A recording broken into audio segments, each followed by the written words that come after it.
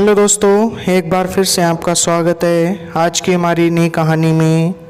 आज की कहानी का शीर्षक है जिंदा भूत। ये कहानी एक ऐसे इंसान के ऊपर दर्शाई गई है जो मरने का नाटक करता है और भूत बनकर सारे गांव वालों को डराने की कोशिश करता है। कहानी बहुत ही इंटरेस्टिंग और लुभावनी होने वाली है, तो कहानी को लास्ट तक देखना है। चलिए कहानी को स्टार्ट करते हैं। प्राचीन समय की बात है। एक दिन राजू के मन में आया कि क्यों ना लोगों को भूत बनकर डराया जाए। वह सांस रोककर बैठ गया। उसकी पत्नी ने उसको हिलाया डुलाया, लेकिन राजू चुपचाप आंख बंद किए बैठा रहा। हे ईश्वर, लगता है ये सचमुच मर गया। वह रोती हुई बाहर निकली और पास पड़ोस वालों को बुला लाई। राजू उसी तरह बिना सांस लिए, बिना हिले डुले बैठा था। पड़ोसियों ने भी समझा कि राजू मर गया है, अब इसका दाह संस्कार करना चाहिए। वे बोले, अब इसको नदी के किनारे लेकर चलो।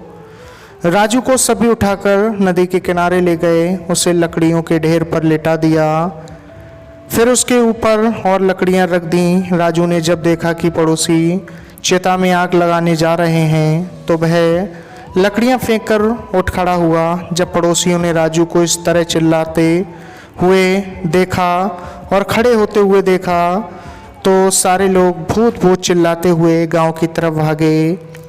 राजू उनके पीछे रुको रुको कहते हुए भागा। गांव पहुंचकर उन लोगों ने कहा कि राजू मरकर भूत बन गया है और गांव की तरफ आ रहा है।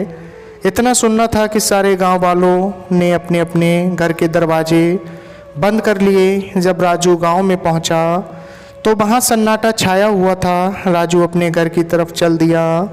राजू की पत्नी नागम्मा ने भी सुन लिया था कि उसका पति भूत बन गया है। उसने भी जल्दी से घर का दरवाज़ा बंद करके कुंडा लगा लिया। घर पहुंचकर राजू बोला, नागम्मा दरवाज़ा खोलो, मैं राजू हूँ। तुम राजू नहीं, राजू के भूत हो। कृपया करके यहाँ से चले जाओ। मैं तुम्हारा बहुत अच्छी तरह से श्राद्ध कर दूंगी और ब्राह्मणों को भोजन भी करवाऊंगी। बस तुम यहाँ से चले जाओ। राजू दरवाज़ा खटखटाता रहा, पर नागम्मा ने दरवाज़ा नहीं खोला। अप्पा, अब मैं क्या करूं? मेरी पत्नी भी मेरा विश्वास नहीं कर रही कि मैं भूत नहीं हूँ। राजू ने सारे दिन से कुछ नहीं खाया था। अब उसे बहुत जोर की भूख लगी थी। मुझे कौन भोजन देगा जब मेरी पत्नी मुझे भूत समझ रही है? वह चलते चलते गांव के मंदिर पहुंचा। चलो रात यहीं काट लेता हूँ, सुबह जब पुजारी प्रसाद चढ़ाने आएगा तो उससे प्रसाद लेकर खा लूँगा। राजू मूर्ति के पीछे छिपकर बैठ गया और पुजारी की प्रतीक्षा करने लगा। रात बीती, सुबह हुई। गांव वालों ने धीरे से दरवाजे खोले और बाहर झांका। राजू का भूत कहीं दिखाई नहीं दिया। सब लोग घरों से बाहर आ गए और अपने काम धंधों में लग गए। पुजारी भी प्रसाद बनाने लगा। प्रसाद बनाया, बड़े बनाए, लड्डू बनाए।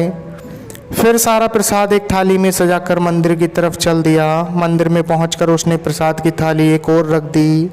फिर कुएं से बाल्टी निकाली और मंदिर धोने लगा। तभी राजू मूर्ति के पीछे से निकला और बोला, स्वामी, आज आपने बड़ी देर कर दी। मैं कब से आपकी प्रतीक्षा कर रहा हूँ। इतना सुनना था कि पुजारी बाल्टी फेंक कर गाँव की तरफ भागा। उसके पीछे पीछे राजू स्वामी स्वामी कहता हुआ। गांव वालों ने जब राजू को पुजारी के पीछे आते देखा तो फिर से घरों में घुस गए और दरवाजे बंद कर लिए। राजू एक बार फिर अपने घर गया, लेकिन नागम्मा ने दरवाज़ा नहीं खोला।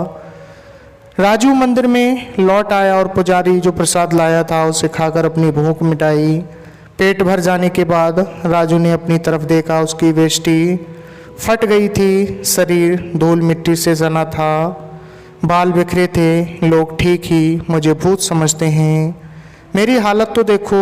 वह बोला, सबसे पहले रमैया धोबी से साफ कपड़े मांगकर पहनना होगा। ऐसा सोचकर राजू नदी किनारे पहुंचा। रमैया धोबी अभी आया नहीं था। राजू कपड़े धोने की भट्टी में छिपकर बैठ गया। उस दिन राजा का कोतवाल घोड़े पर बैठकर गांव का निरीक्षण करने आया था। उसने देखा कि गांव वाले बजाय अपना काम धंधा करने के घरों में बैठे हैं। उसने दरवाज़ा खटखटाकर गांव वालों को बाहर बुलाया और पूछा, काम धंधे के समय तुम लोग घरों में क्यों बैठे हो? राजू चरवाहा मरकर भूत बन गया है और गांव वालों में काफ़ी ज़्यादा दहशत है, उसके डर से हम घरों में बैठे हैं। गांव वालों ने उत्तर दिया, कोई भूत नहीं होता, चलो सब लोग अपना अपना काम शुरू करो। कोतवाल ने डांटा। सब लोग एक बार फिर घरों से निकलकर अपने अपने काम पर लग गए। रामैया धोबी भी घाट की तरफ चल दिया। कोतवाल को अपने कपड़े धुलवाने थे, इसलिए वह भी घोड़े पर सवार नदी की तरफ चल दिया। जैसे ही दोनों घाट पर पहुंचे, राजू भट्टी में उठ खड़ा हुआ और बोला, रामैया अप्पा कहाँ थे? अब तक मैं कब से भट्टी में बैठा तुम्हारी प्रतीक्षा कर रहा हूँ। इतना सुनना था कि रामैया सिर पर पैर रखकर गांव की ओर भागा। कोतवाल भी सिर पर घोड़ा दौड़ाता गांव से दूसरी तरफ भागा। गांव वाले फिर घरों में घुस गए। राजू ने धोबी के कपड़ों में से एक साफ वेष्टी और एक कमीज निकाली, फिर नदी में जाकर नहाया, साफ कपड़े पहने और अपने घर की तरफ चल दिया। घर पहुंचकर उसने दरवाज़ा खटखटाया और बोला, नागम्मा दरवाज़ा खोलो, मैं भूत नहीं हूँ। अरे जब मैं मरा ही नहीं तो भूत कैसे बन सकता हूँ? हमने तुम्हें मरा हुआ देखा था। नागम्मा अंदर से बोली, ना तुम सांस ले रहे थे, ना हिल डुल रहे थे। मैं समझा था कि मैं मर रहा हूँ, इसलिए मैं सांस रोककर बिना हिले डुले लेट गया था। राजू ने कहा, असल में एक यात्री ने मुझे एक सूत का धागा दिया और कहा, जिस दिन ये धागा खो जाएगा उस समय मैं मरने वाला हूँ। तुम दरवाज़ा खोल कर देखो तो मैं मरा नहीं हूँ, जीवित हूँ। नागम्मा ने धीरे धीरे दरवाज़ा खोला। सामने राजू नहाया धोया, साफ वेष्टी और कमीज पहने खड़ा था। ये भूत नहीं लग रहा, नागम्मा ने सोचा। फिर उसने हाथ बढ़ाकर राजू को छुआ और जोर से चिकोटी काटी। अप्पा, राजू चिल्लाया। नागम्मा समझ गई कि राजू भूत नहीं है। उसने जल्दी से दरवाज़ा खोलकर उसे अंदर कर लिया, उसे भरपेट खाना खिलाया। राजू खा पी कर सो गया। नागम्मा गांव की तरफ चल दी, सबको बताने के लिए कि राजू भूत नहीं है। दोस्तों, बस इतनी सी थी ये कहानी आपको कैसी लगी?